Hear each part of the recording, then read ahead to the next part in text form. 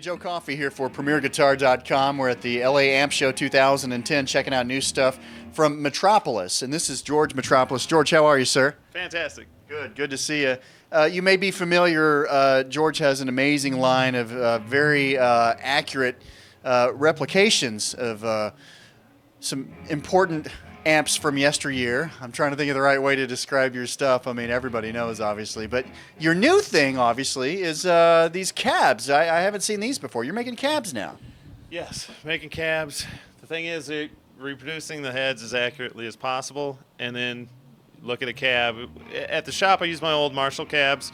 I just can't ship them around to shows, and, you know, I needed authentic cabs to go with authentic heads. So I got an engineer friend involved. We made full CAD models, three-dimensional models, virtually, you know, in the computer of my favorite 68 era Marshall cabs. And then we goes, okay, well, here's the blueprint. And then we found a CNC shop that could cut birch for us. And what we did is we kept all the weird stuff in, all the anomalies where holes are out of alignment, the cutouts for the speakers aren't perfectly round, all the weird stuff, because who knows which one of those little quirks makes the old one sound so good. So we kept all that stuff in. And then, so I had a box that was right, made out of the right kind of wood, and then we realized, oh no, well now we got to do handles. So we did 3-piece fabricated handles with a chrome bar like my old ones. Then we had to do like the caster cups that go on top of the cabs.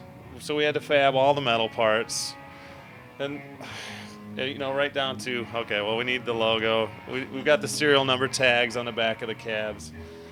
And we got done, and then one thing that we're getting the box made, we got the birch, but then the sound post on my old cabs is larger than dimensional lumber is available in. And so we thought, well, we could glue some pine together and get that dimension, or we can go to a recycled lumber place and get some vintage pine and cut it to the right size. And it's one piece, and it's just like the old ones. And so we have vintage pine sound posts in the cabs. How does one find vintage pine? That's amazing. Well, they tear down old barns and stuff and old structures, and they recycle the wood. Wow.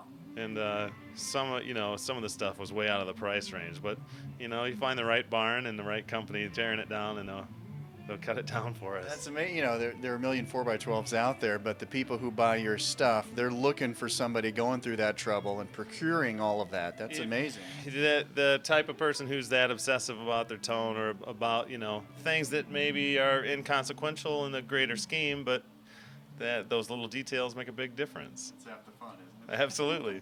Well, you want to fire up, this is your 66? This is a 66. I have an original 66. This is a copy of that. And this is like Hendrix at Monterey and some early Cream stuff. And Eric Johnson was using a model with these specs. Cool. Let's hear it.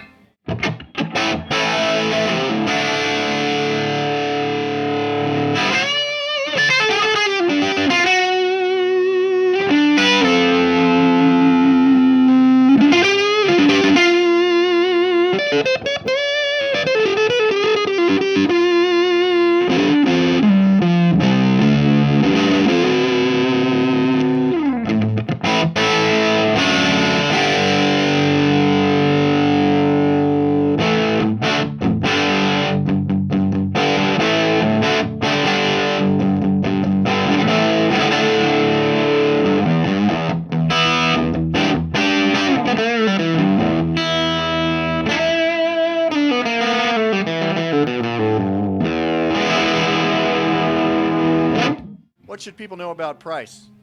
The cab unloaded is $9.99, and then depending on what you want to put in it, the price scales up accordingly. Okay. And where can people find out more online? Metroamp.com. All right. Thanks a lot, George. Sure appreciate it, man. Thanks a lot. All right. Appreciate it. I'm Joe Coffey. You're watching PremierGuitar.com.